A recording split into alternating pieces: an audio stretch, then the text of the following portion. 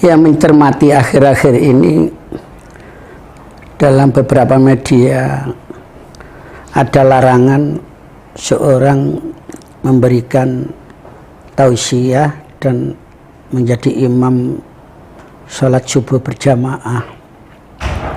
Memang menarik sekali. Sebenarnya konstitusi kita Undang-Undang Dasar 45 Pasal 28E itu sudah menjamin bahwa setiap warga negara itu berhak dalam memilih agama dan menjalankan ibadah sesuai dengan kepercayaan mereka masing-masing. Undang-Undang Dasar 45 konstitusi kita menjamin demikian. Dan dipertegas lagi di dalam pasal 4 Undang-Undang nomor 39 tahun 1999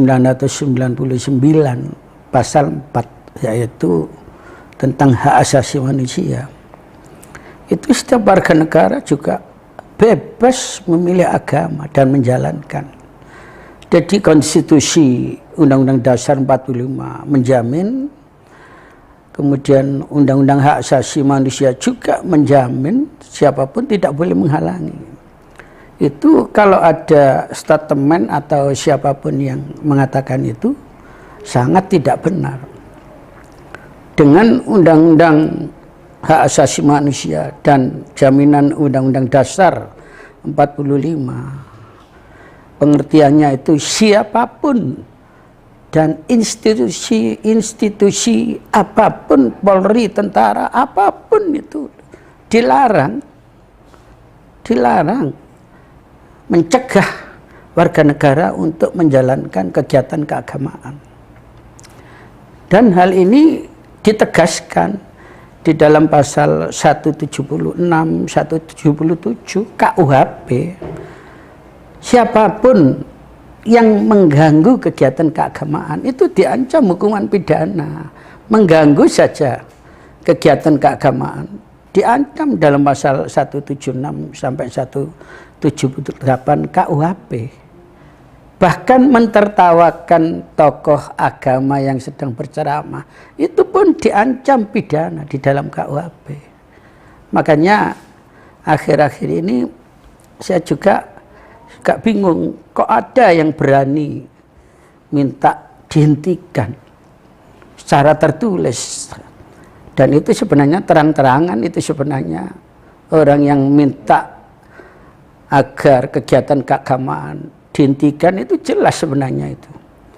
Jelas itu melanggar pasal 176 sampai 178 KUHP. Mengganggu saja dilarang, apalagi ini meminta diberhentikan kegiatan itu. Ya itulah kiranya hati-hati ya dalam melakukan suatu tindakan yang melanggar peraturan perundang-undangan. Itu yang bisa saya jelaskan. Memang di dalam Undang-Undang Pilkada itu ada ketentuan ya,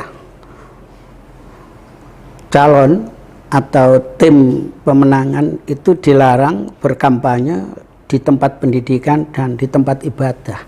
Memang itu ada larangan apabila kampanye dilakukan di tempat pendidikan atau di tempat ibadah.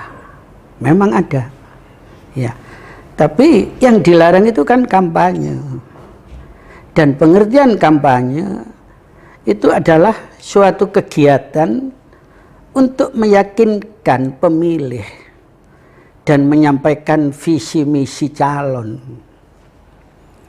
Jadi kampanye itu unsurnya adalah suatu kegiatan untuk meyakinkan pemilih dan menyampaikan visi misi program calon. Dan kalau memang itu ditujukan pada salah satu calon yang biasa melakukan sholat berjamaah dan biasa memberikan tausiah, saya yakin mereka lebih paham. Tidak mungkin kalau di dalam masjid kemudian mereka menyampaikan visi misi program yang akan disampaikan itu, saya yakin tidak mungkin. Saya yakin tidak mungkin. Toh seorang calon itu juga sudah memahami bahwa hal demikian ini dilarang. Jadi itu merupakan suatu kecurigaan atau tindakan yang tidak perlu terjadi. Harusnya apabila kalau memang di masjid itu terbukti orang tersebut menyampaikan visi misinya, kemudian meyakinkan pemilih untuk mendukung dia, memilih dia, itulah baru bisa diingatkan dan ditegur.